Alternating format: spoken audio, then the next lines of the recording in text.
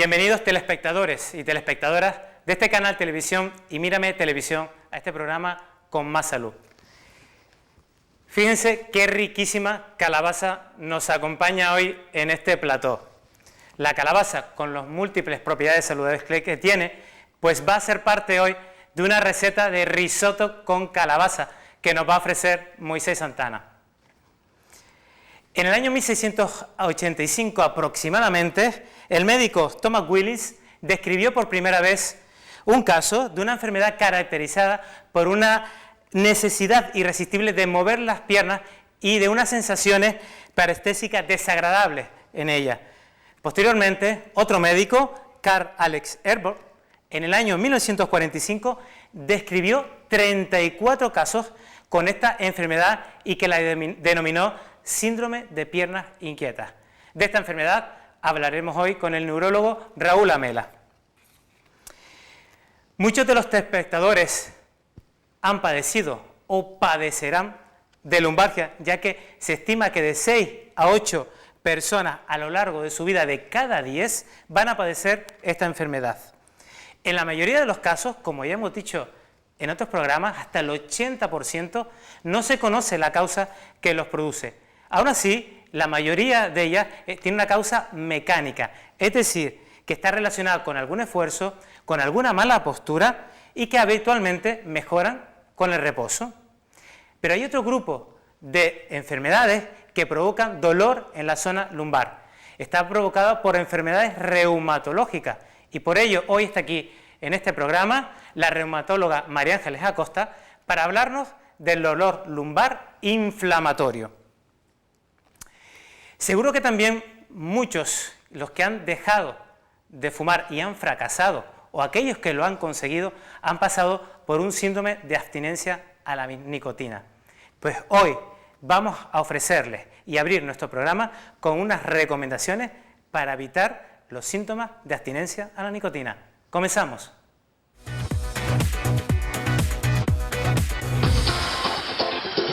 La mayoría de los fumadores son muy conscientes de cómo se sienten cuando dejan de fumar, pero pueden no saber el motivo.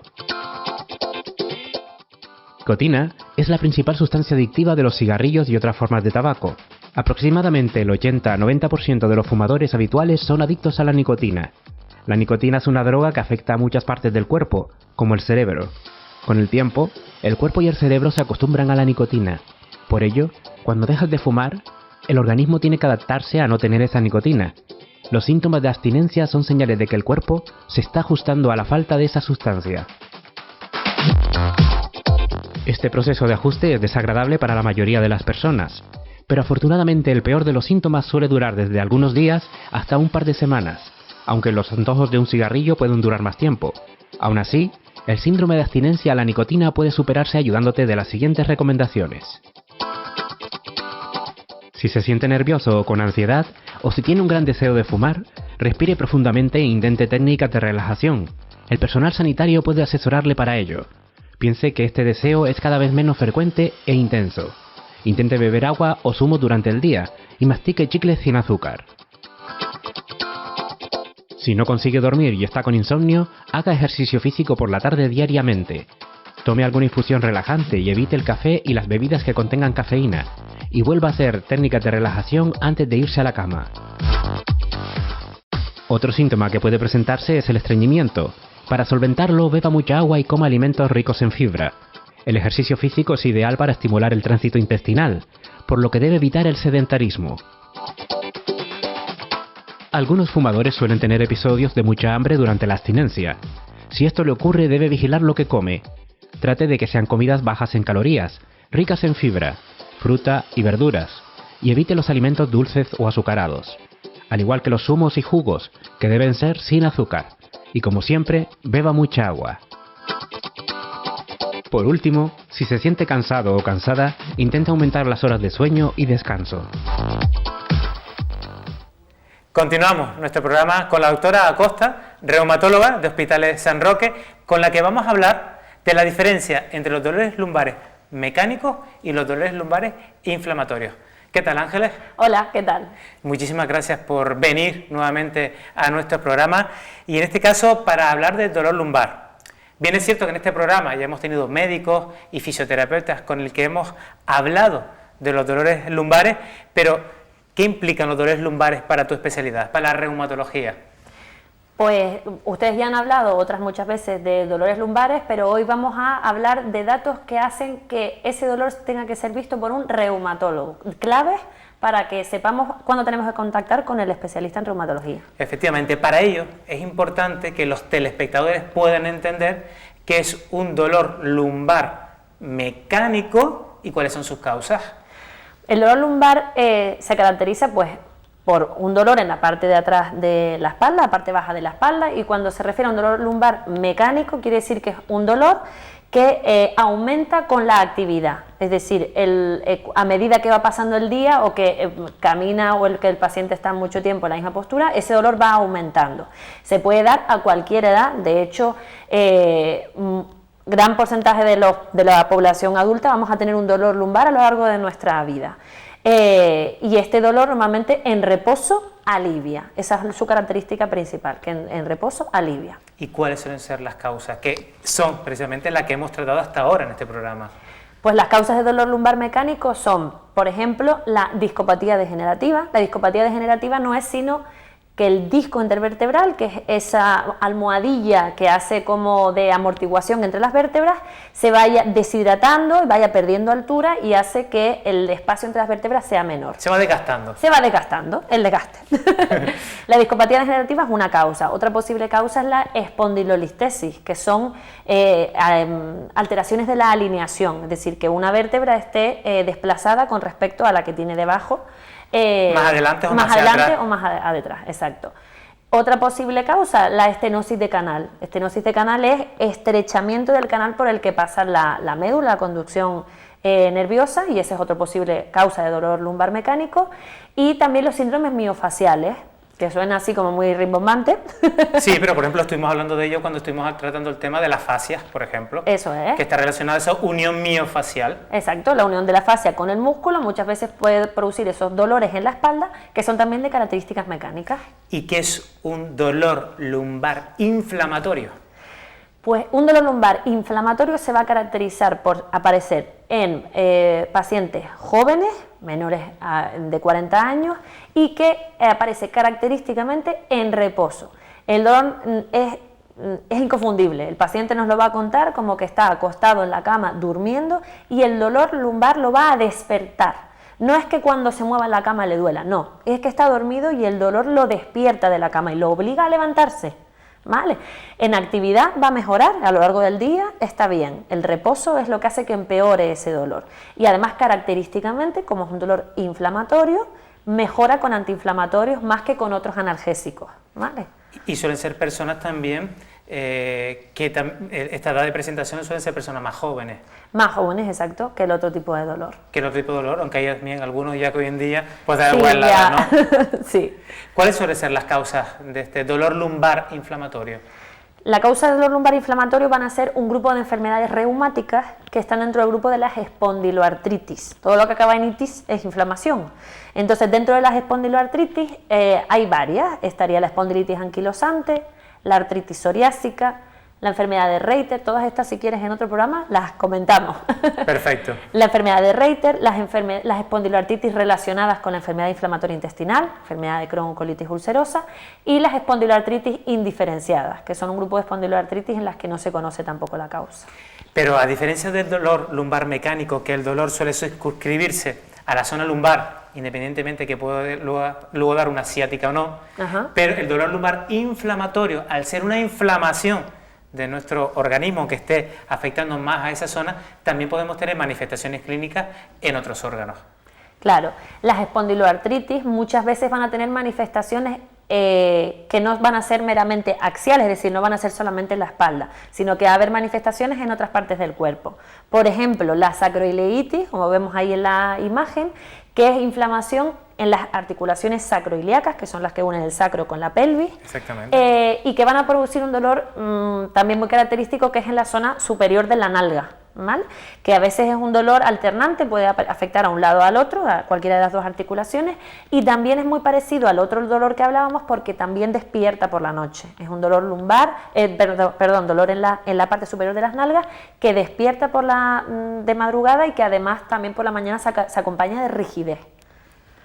Esta es una imagen radiológica de esa sacroileitis, y aquí con la flecha señalando esa articulación La articulación sacroiliaca. Sacroiliaca, que es la que tú estás comentando ahora, que es por donde se produce ese dolor. Exacto. Luego, otras manifestaciones que podemos tener de las espondiloartritis, que también son claves para saber que estamos ante ese tipo de enfermedades. Las entesitis, que es inflamación de la unión del músculo al hueso. Puede producirse inflamación justo en el sitio de inserción en el hueso, e incluso producir pequeñas erosiones en el hueso. Y los sitios característicos, los tendones de Aquiles, es decir, la talalgia, el dolor en el talón, las epicondilitis, es decir, todos los sitios donde haya inserción de músculo en el músculos hueso. Fuertes, por lo que músculos fuertes, ¿no? músculos de atracción, exactamente. ¿Qué más cosas? Pues la dactilitis, que es la inflamación de un dedo, que es un dedo en salchicha, que parece una salchicha realmente, porque se inflama la vaina lo que recubre el tendón flexor, y entonces se inflama todo el dedo, y muchas veces de forma pareja, exactamente, y hay veces también que se acompaña de artritis de esa articulación.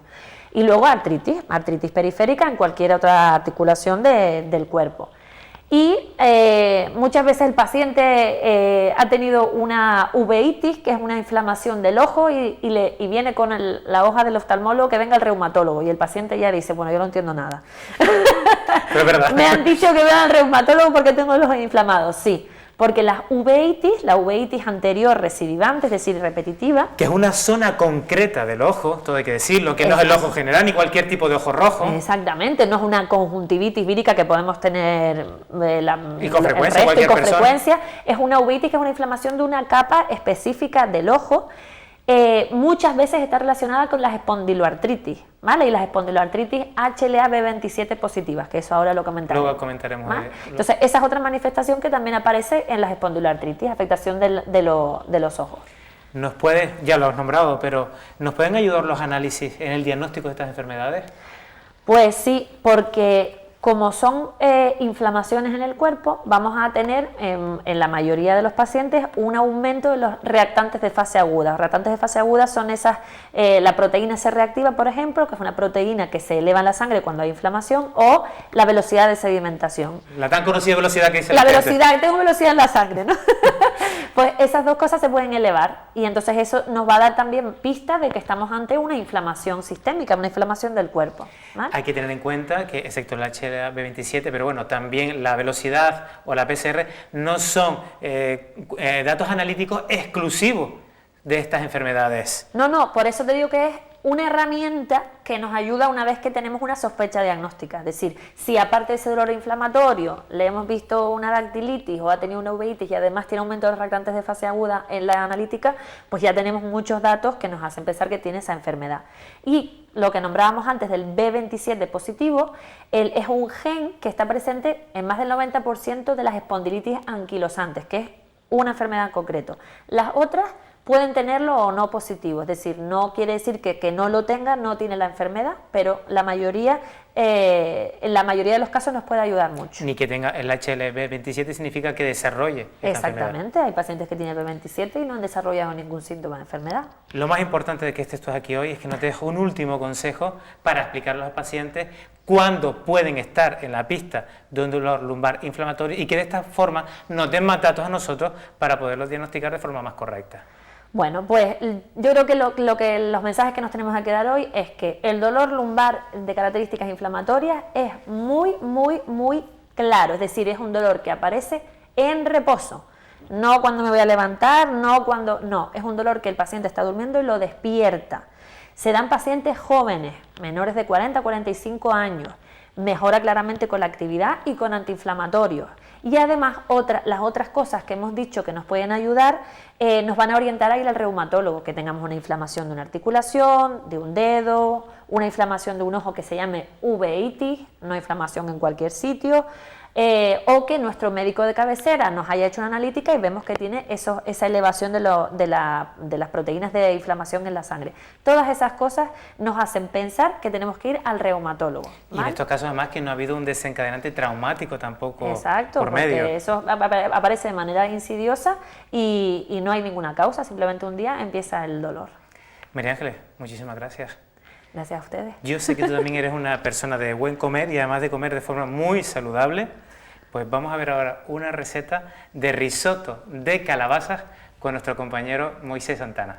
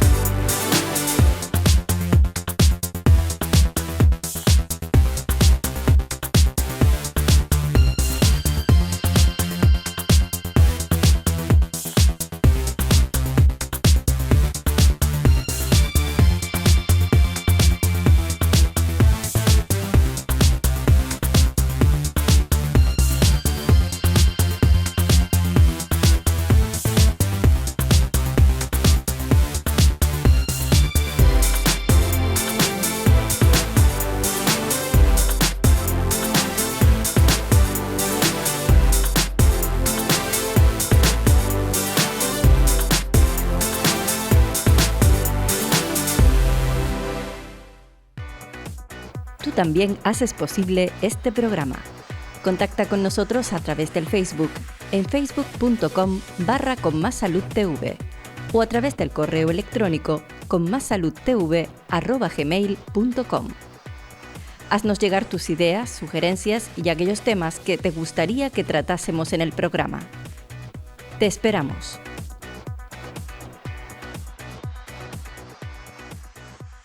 Continuamos nuestro programa de hoy, también muy bien acompañados, esta vez por el neurólogo Raúl Amela. ¿Qué tal, Raúl? Hola, ¿qué tal? ¿Cómo estás? Encantado de estar aquí otra vez. Exactamente, eso te iba a decir. Muchísimas gracias por volver y porque vamos a hablar de un tema que se estima que afecta a unos 4 millones de personas en España, el síndrome de piernas inquietas. Sí, es una patología no bien conocida, pero desde luego de una prevalencia amplísima que afecta a muchísimas personas, la mayoría sin saber que lo padecen. Exactamente, ¿en qué consiste y qué síntomas produce esta enfermedad?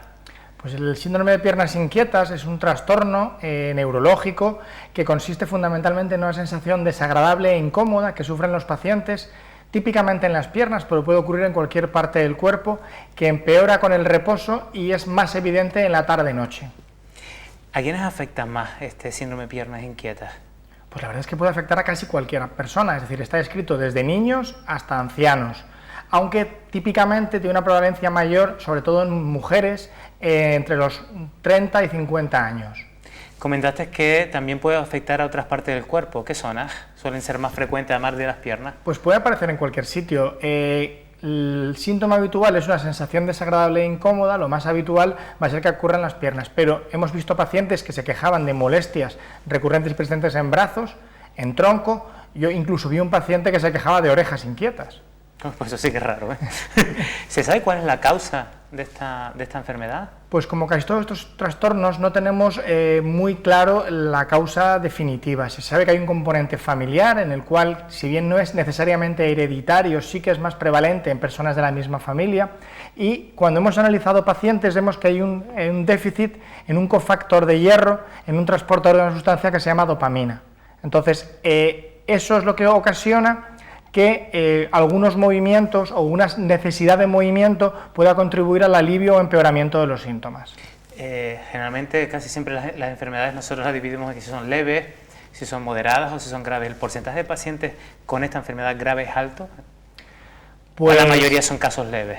La mayoría son casos no muy leves, pero sin embargo, cuando pasamos cuestionarios de calidad de vida a estos pacientes, vemos como realmente para muchos de ellos sí que se trata de una cuestión relevante. Lo que pasa que por desconocimiento suyo o de su médico, o bien por incredulidad con respecto a los síntomas, muchas veces no consultan a su facultativo.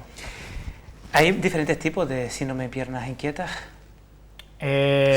Porque algunos se saben la causa y otros no se sabe tanto la causa, ¿no? Nosotros habitualmente vamos a diferenciar entre causas primarias o de síndrome de piernas inquietas primario desconocido, en el cual, bueno, es una sensación recurrente y subjetiva por parte del paciente, extremadamente desagradable, y luego hay otras causas en las cuales sí que tenemos definida cuál es la causa. Por ejemplo, pacientes con polineuropatía, mujeres embarazadas, trastornos de la uremia o la causa más frecuente, que es el déficit de hierro, la ferropenia. ¿Qué consecuencias puede producir esta enfermedad a corto, a medio o a largo plazo? Porque una de ellas, por ejemplo, muy frecuente es el insomnio. Bueno, la relación entre el insomnio y las piernas inquietas es un poco compleja. Me explico. Las piernas inquietas no deja de ser una sensación que notamos fundamentalmente tarde-noche, y con muchas ocasiones cuando el paciente va a dormir se nota esa sensación que le obliga a levantarse de la cama, a salir, a caminar, estos paseos nocturnos que tiene el paciente.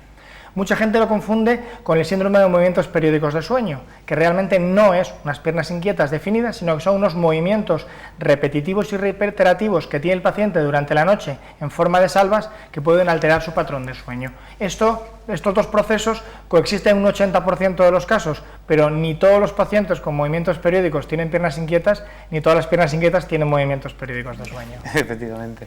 Aquí estamos repitiendo los síntomas, estás comentando uno muy importante. Generalmente cuando vamos a iniciarnos a ir a la cama y empiezan estos movimientos, ¿no? Esta inquietud, por eso. Esta inquietud, claro, es decir, piernas inquietas es no necesariamente por un movimiento visible, sino por una sensación desagradable que nos obliga a mover las piernas o incluso a levantarnos del sillón o de la cama y movernos para intentar aliviar estos síntomas, y de hecho es uno de los criterios diagnósticos de la enfermedad. Incluso que el alivio de poner los pies en el suelo frío, sobre todo. Sí, bueno, cada persona tiene sus trucos sensitivos que se llaman, ¿no? sus trucos somestésicos, en el cual diferentes estímulos, el movimiento, frotarse, curas con alcohol, el pie frío, ponerlo en la bañera, cada paciente cuenta sus síntomas. ¿Se requiere alguna prueba especial para poder diagnosticar esta enfermedad o confirmarla?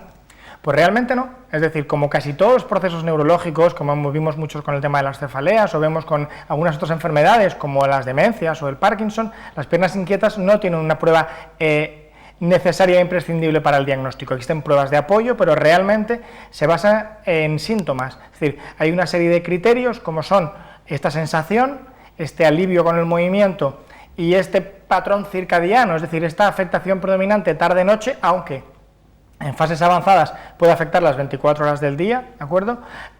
Son los que nos van a dar el diagnóstico de este síndrome. En el caso especial de los niños, ¿es fácil confundir esta enfermedad con los dolores de crecimiento o con el trastorno de hiperactividad?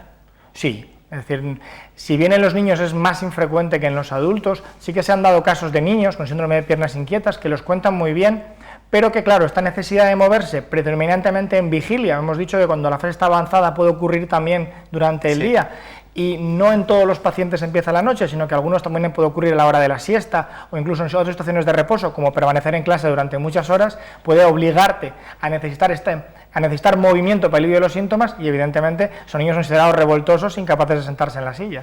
¿Y se puede dar en las mujeres embarazadas? Sí, son otras poblaciones en riesgo, es decir, los cambios hormonales y los cambios a nivel proteico y de líquidos que tienen estas pacientes con mucha frecuencia pueden desencadenar, asimismo la ferropenia, pueden desencadenar esta sintomatología en este grupo de pacientes. Para que lo entiendan los telespectadores, la ferropenia es los depósitos de hierro bajo en el organismo, ¿no?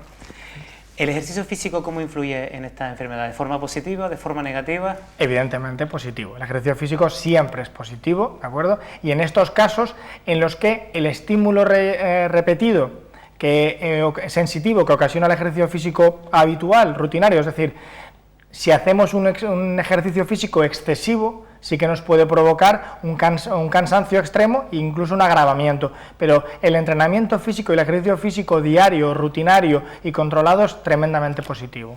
Yo te voy a hacer una pregunta que a mí me la hicieron una vez una paciente que la diagnostiqué síndrome de piernas inquietas en la consulta, y luego me ha pasado un par de veces más, y es que si la vitamina o los suplementos minerales ayudan contra el síndrome de piernas inquietas, porque a veces se queda un poco incrédulo, que ahora hablaremos del tratamiento que le ponemos. Sí, pues realmente no hay nada demostrado, es decir, el tratamiento de síndrome de piernas inquietas tiene una serie de líneas de tratamiento que, si hemos dicho que la fisiopatología, es decir, la causa que subyace al proceso es un déficit en el cofactor de hierro del transportador de opiáceos de la dopamina, que sería de modo muy elegante, un poquito complicado, de modo muy elegante sería una alteración o bien en los depósitos de hierro, o bien una alteración en la dopamina, que es una de las sustancias que favorece el movimiento, o bien en los opiáceos, con lo cual cualquiera de estos tres fármacos pueden contribuir a un alivio de los síntomas. ¿Y alguna medicación puede agravar o que una persona se le produzca el síndrome de piernas inquietas? Sí, por desgracia también. Medicamentos fundamentalmente del grupo de los antidepresivos, sobre todo aquellos que actúan a través de la serotonina o algunos duales con noradrenalina y serotonina, pueden agravar o incluso producir de nuevo un síndrome de piernas inquietas que habitualmente es reversible al retirar la medicación. ¿Cómo tratamos la enfermedad? Siempre que podamos, tratando las causas. Es decir, si es un problema fundamentalmente de uremia, pues vamos a intentar tratar este problema renal que favorece, o este problema de depósitos de urato que lo favorece, ¿de acuerdo?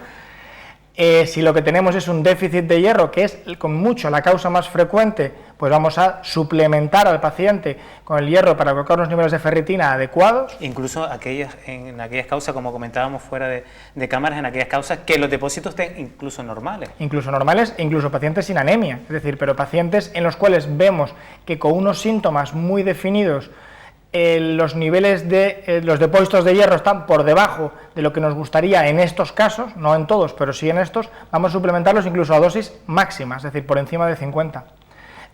También vamos a hablar de pacientes con polineuropatía, es decir, afectación de los nervios como consecuencia de diabetes, insuficiencia renal o de otros procesos. Vamos a tratar la polineuropatía, cosa que podría aliviar los síntomas, y en algunos casos utilizaremos medicamentos incluso para el Parkinson, por aquello de incrementar la dopamina que puede favorecer el alivio de estos síntomas. ¿Qué medidas no farmacológicas podemos adoptar? Hombre, evidentemente todas aquellas que son beneficiosas para cualquier proceso crónico, es decir, una alimentación adecuada, un ejercicio físico suave, continuado, de modo rutinario, unos buenos hábitos de sueño y, en general, todas las medidas que puedan ayudarnos a prevenir cualquier proceso crónico. Incluir los medios de forma de podernos relajar algo más.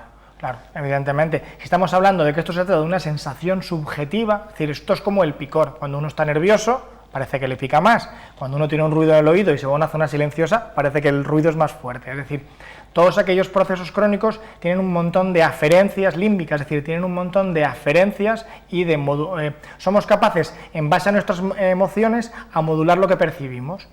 Con lo cual, cuando estamos más tranquilos, cuando estamos relajados, cuando estamos más nerviosos, vamos a producir una serie de cambios. ¿Qué es lo que queremos? Mejorar. En este caso, cualquier técnica de relajación que nos permita aislarnos del entorno, ¿no? Cuando nos pica algo y no rascamos, nos pica más. Vamos a evitar rascarnos, es decir, vamos a evitar pensar en ello y probablemente mejoremos parte de los síntomas. Y al final, cuando haya que recurrir a los tratamientos farmacológicos, ¿cuáles usamos?